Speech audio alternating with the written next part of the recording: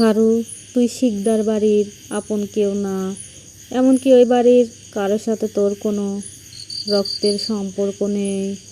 কুম্ভকর্ণের মতো কথাগুলো ফারিহার কানে বারবার বাজতে লাগলো। সে স্তব্ধ হয়ে বসে রইল। বুকের ভেতরটা হাহাকার করে উঠল। আপনা আপনি দু চোখ বেয়ে অশ্রু গড়িয়ে পড়ল গাল ছুঁয়ে।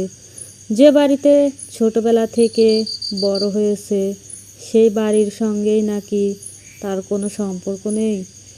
যাদের সে মা বাবা ভাই ভেবেছে তারা কেউই নাকি তার রক্তের নয়। ফারিহা কাপা গলায় জিজ্ঞেস করলো, ককা কি আপু, তুমি কি বলছো এসব? ফারু, তোকে আমি একটু মিথ্যা বলছি না। সত্যি ওই বাড়ির কারো সঙ্গে তোর কোনো সম্পর্ক নেই। তুই যখন 3 বছরের ছোট্ট বাচ্চা তখন ফায়াজ আর অব্রতকে রাস্তা থেকে তুলে এনে বড় করেছে। যেহেতু ফায়াজের নিজের আপন কোনো ভাই বোন নেই আর খালামণিরও আর সন্তান হওয়ার ক্ষমতা ছিল না, তাই তোকে নিজের বোনের মতো বড় করেছে ফায়াজ। তোকে কখনো বুঝতে দেয়নি তুই শিকদার বাড়ির কেউ না, তুই একজন জারজ সন্তান। আর সেজন্যই খালামণি তোকে সহ্য করতে পারে না। কথাগুলো শেষ হতে ফারিহা ডুকরে কেঁদে উঠল। মনে হলো বুকটা যেন ছিঁড়ে যাচ্ছে। যাদের সে সবচেয়ে আপন ভেবেছিল তারা কেউই তার নয়। সে একজন রাস্তার মেয়ে, এমনকি তাকে জারজ উপাধিও দেওয়া হচ্ছে। তার বুক কাঁপছে বারবার, হাত পা অস্বাভাবিকভাবে কাঁপছে, মাথা ঝিমঝিম করছে। মনে হচ্ছে পুরো আকাশটা যেন তার মাথার উপর ভেঙে পড়ছে। ঠিক তখনই কি একটা ভিডিও ক্লিপ করে তার সামনে ধরলো। সেখানে ফায়াজের মা নিজের মুখে বলছেন ফারিহা তাদের কেউ নয়। ভিডিওটা দেখেই ফারিহার শরীর ঢলে পড়ল। কিয়া তাড়াতাড়ি তাকে দুহাতে ধরে ফেলল, কিন্তু আচমকাই ফারিহা তাকে ধাক্কা দিয়ে উঠে দাঁড়ালো। তারপর পাগলের মতো বাড়ির দিকে দৌড়াতে লাগলো। পিছন থেকে কিয়া বাঁকা হেসে ফিসফিস করলো, অব্র বেবি, তোমাকে পাওয়ার জন্য আমাকে যা যা করতে হয় আমি তাই তাই করব, বুঝতে পেরেছো? ফারিহা দৌড়াতে দৌড়াতে সদর দরজার কাছে এসে হুমড়ি খেয়ে পড়ে গেল। পড়ে যাওয়ার শব্দে ড্রয়িং রুমে থাকা সবাই চমকে পিছন ফিরে তাকালো। ফায়াজ আর মায়া মাত্রই বাসায় ফিরেছে। বোনকে পড়ে যেতে দেখে ফায়াজ ছুটে গেল তার দিকে, দু হাতে তাকে আগলে তুলে নিল। উৎকণ্ঠিত কণ্ঠে বলল, বনু তুই ঠিক আছিস তো? এভাবে পড়ে গেলি কিভাবে? অনেক ব্যথা পেয়েছিস তাই না? এই বলে ফায়াজ পাগলের মতো তার হাত পা দেখতে লাগলো, কোথাও লেগেছে কিনা খুঁজতে লাগলো। আর ফারিহা ফ্যাল ফ্যাল করে তাকিয়ে রইল তার মুখের দিকে। চোখ থেকে নীরবে পানি গড়িয়ে পড়ছে। আর সে বুঝতে পারছে না এ মানুষটা কি সত্যি তার ভাই নাকি শুধু দয়া করে আগলে রাখা একজন অচেনা মানুষ। ফারিহা কাঁদতে কাঁদতে উঠে দাঁড়ালো, চোখে মুখে আতঙ্ক, বুক ভরা অভিমান। ফায়াজ তাড়াতাড়ি তাকে বুকে জড়িয়ে ধরে বিচলিত হলো। বনু কি হয়েছে? ভাইকে বল না, কাঁদছিস কেন পাখি? কেউ কিছু বলেছে তোকে? ফারিহা কাপা হাতে ফায়াজের বাহু আঁকড়ে ধরলো, চোখের অশ্রু থামছেই না। ভাইয়া, ও ভাইয়া, আমি তোমার নিজের বোন না তাই না? এই বাড়ির কারোর সঙ্গে আমার রক্তের সম্পর্ক নেই তাই না? কথাগুলো শুনে ফায়াজ যেন পাথর হয়ে গেল। মুহূর্তে তার চোখ বড় হয়ে উঠল, হাত পা অবশ লাগছে। যে সত্যিটা সে বছরের পর বছর বুকের ভেতর লুকিয়ে রেখেছে, ছোট্ট বোনটা আজ সেই প্রশ্ন নিয়ে তার সামনে দাঁড়িয়ে। হঠাৎ ফায়াজ ফারিহাকে আরও শক্ত করে জড়িয়ে ধরল। তারপর তার গাল দুটো আলতো করে ধরে নিজের মুখোমুখি করলো। বনু এসব কি বলছিস তুই? তুই আমার বোন, ফায়াজের একমাত্র বোন। কে বলেছে তোকে তুই এই বাড়ির কেউ না? তুই এই বাড়ির রাজকন্যা, আমার কলিজার টুকরো, তুই এই বাড়ির রক্ত। ফারিহা এক ঝটকায় তাকে সরিয়ে দিল। তুমি মিথ্যে বলেছো ভাইয়া, আমি এই বাড়ির কেউ না, আমি রাস্তার মেয়ে। তুমি এতগুলো বছর শুধু মিথ্যে বলে এসেছো। এই রাস্তার মেয়ে বলেই আম্মু আমার সঙ্গে কথা বলে না। তোমাকে কিছু জিজ্ঞেস করলেও তুমি বলতে না, ভয় পেতে। আমি জেনে গেছি আমি এই বাড়ির কেউ না। আমাকে দয়া করে এই বাসায় নিয়ে এসেছিলে অনেক বছর আগে।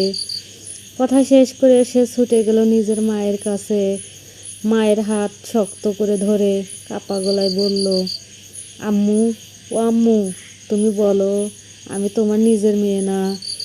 আমাকে ভাইয়া রাস্তা থেকে কুড়িয়ে এনেছিল। আমার রক্তের সঙ্গে এই বাড়ির কার রক্তের মিল নেই। আর এই জন্যই তুমি আমার সঙ্গে কথা বলো না। বলো না আম্মু। ফারিহার মায়ের দু চোখ বেয়ে অশ্রু গড়িয়ে পড়তে লাগলো। ঠোঁট কাঁপছে কিন্তু শব্দ বের হচ্ছে না। ফারিহা তাকে ঝাঁকাতে লাগলো, এই আম্মু, তুমি কথা বলছো না কেন? বলো না আমি তোমার নিজের মেয়ে নই বলে আমাকে দূরে সরিয়ে রাখো। আমি শুধু তোমাদের দয়ায় বেঁচে আছি। ফায়াজ ছুটে এসে ফারিহাকে ধরে ফেললো। বনু, কেন এমন পাগলামো করছিস? তুই আমার বোন, কেন বুঝতে চাচ্ছিস না? ফারিহা হাহাকার ভরা গলায় বলে উঠল, না, আমি তোমার কেউ না। আমি কেউ হলে সবাই আমাকে এভাবে পর করে দিত না। আম্মু কথা বলে না, সবাই আমাকে এড়িয়ে চলে। তার কণ্ঠে তার কণ্ঠ ভেঙে গেল, চোখের অশ্রু গড়িয়ে পড়তে লাগলো অবিরাম। উপস্থিত সবাই নিস্তব্ধ। মায়া নিজেও কাঁদছে। কেউ কিছু বলার ভাষা খুঁজে পাচ্ছে না। অব্রর মা নিজেও ফারিহাকে শান্ত করার চেষ্টা করছে, কিন্তু পারছে না। মেয়েটা আরও পাগলামি বেশি করছে। অন্যদিকে অব্র নিজের রুমে ছিল। বাইরে হঠাৎ চিৎকার চেঁচামেচির শব্দ শুনে সে তড়িঘড়ি বেরিয়ে এলো। সিঁড়ি দিয়ে নামতে নামতে নিচের অস্থির পরিবেশটা চোখে পড়ল, কিন্তু তার আগেই ফারিহা দৌড়ে এসে তার সামনে দাঁড়ালো। ফারিহার চোখ বেয়ে অঝরে অশ্রু ঝরছে, মুখটা কান্নায় ভেঙে পড়েছে। তাকে এমন অবস্থায় দেখে অব্রর বুক কেঁপে উঠল। ফারিহা কাঁপা কণ্ঠে বলতে লাগলো, এই দেখো বড় আম্মু, আমি এই বাড়ির মেয়ে না বলেই অব্র ভাই আমাকে ভালোবাসে না। আমাকে দিনের পর দিন অসহ্য যন্ত্রণা দিয়ে এসেছো। অব্র ভাই, ও অব্র ভাই, বলো না কেন ভালোবাসলে না আমায়? আমি রাস্তার মেয়ে বলে এভাবে দূরে সরিয়ে দিলে। আমি তো তোমায় সত্যি সত্যি নিজের ভাবতাম। তোমাকে নিয়ে ঘর বাঁধার স্বপ্ন দেখতাম, আর তুমি আমাকে এভাবে কষ্ট দিলে। কথা শেষ করে ফারিহা মেঝেতে বসে হাওমাও করে কেঁদে উঠল। অব্র আর এক মুহূর্ত দেরি করলো না। তড়িঘড়ি তাকে টেনে নিজের বুকে জড়িয়ে নিল। ফড়িং, এসব কি বলছিস তুই? তুই এমন পাগলামো কেন করছিস? বল তো আমায়। কতবার বলার পরও কেন আমায় ভুল বুঝিস? তোর অব্র ভাই তোরই আছে, তবুও কেন এমন করিস না কুইন? আর এসব কি আবল তাবল বলছিস? তুই এই বাড়ির মেয়ে সত্যি। ফারিহা বুক চাপড়ে কাঁদতে লাগলো। সবাই এখনো মিথ্যে বলবে আমায়।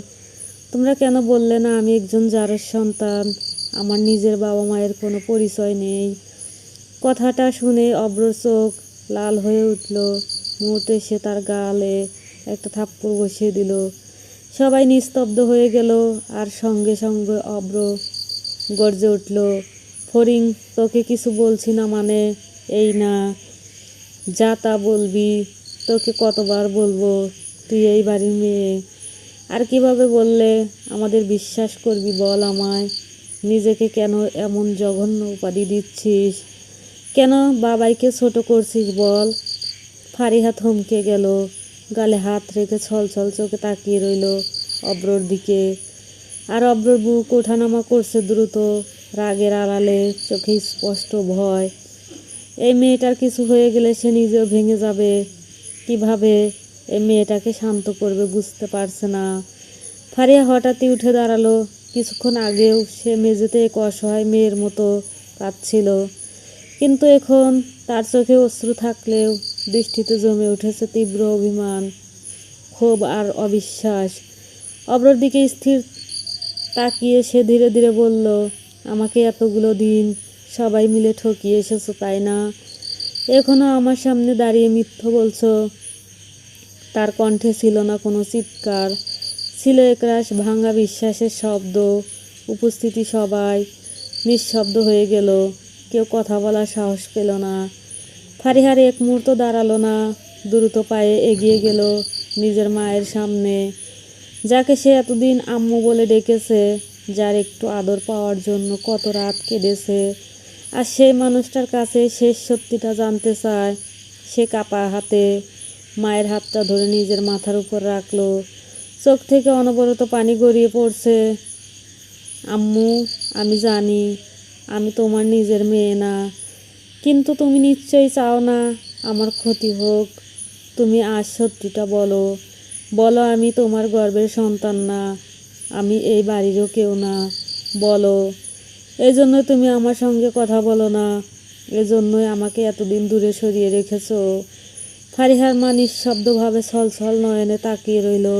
ফারিহা দীর্ঘ নিঃশ্বাস নিল, আবারও কাঁদতে কাঁদতে বলল, আম্মু, বলো না সব সত্য। আমি যখন ছোট ছিলাম তখন ভাইয়া আমাকে রাস্তা থেকে কুড়িয়ে এনেছিল।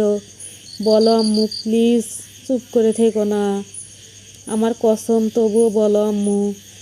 সবাই যেন জমে গেল। ফারিহার মা এতক্ষণ মাথা নিচু করেছিলেন, কিন্তু হঠাৎ যেন নিজের সব জমে থাকা রাগ, অভিমান আর যন্ত্রণা বিস্ফোরিত হয়ে বেরিয়ে এলো।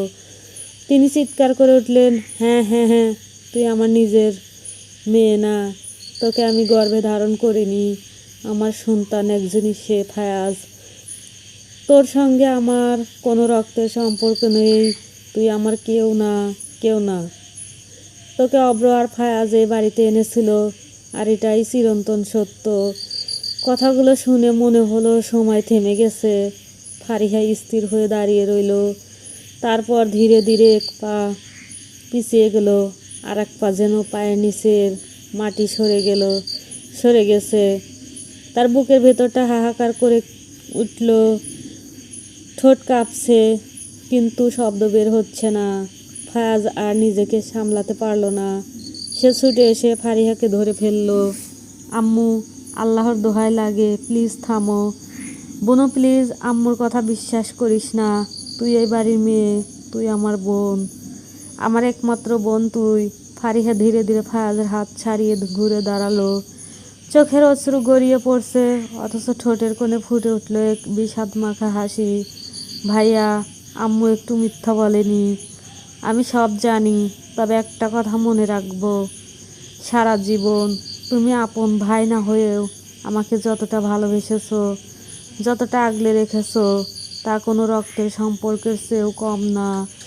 এই পৃথিবীতে একমাত্র তুমি নিঃস্বার্থভাবে আমাকে ভালোবেসেছো, বাকি সবাই শুধু অভিনয় করেছে। ফায়াজের চোখ ভেজে উঠল। ফারিহা কাপা গলায় বলল, তোমার ঋণ আমি কোনো দিন শোধ করতে পারবো না ভাইয়া, কিন্তু আমি একদিন বলেছিলাম তোমার এই রাস্তা থেকে কুড়িয়ে পাওয়া বোনটা মিথ্যা বলা আর বেমানি সহ্য করতে পারে না। সে এবার অভ্র দিকে তাকালো। অভ্র ভাই মিথ্যে বলেছিল, তাই আমি তার জীবন থেকেও সরে এসেছি। আর আজ তোমরা সবাই। ফারিহা সব কষ্ট সহ্য করতে পারে, অপমান সহ্য করতে পারে, কিন্তু করুণা সহ্য করতে পারে না। তোমাদের দয়া আর বাঁচতে পারবো না আমি, আমাকে মাফ করে দিও। কথা শেষ করে সে হঠাৎ ঘুরে দাঁড়ালো।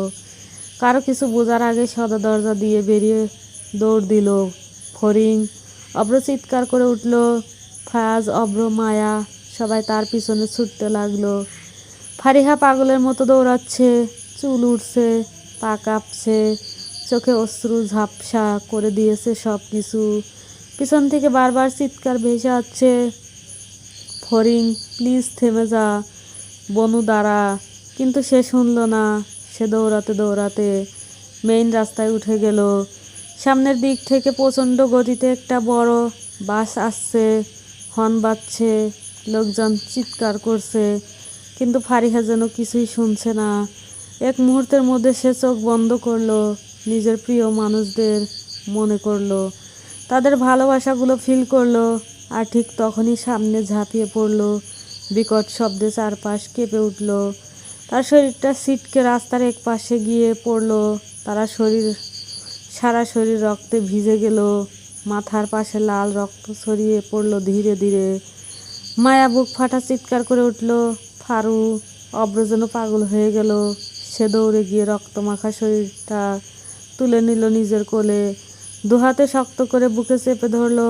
ফড়িং, এই ফড়িং, এটা কি করলি তুই?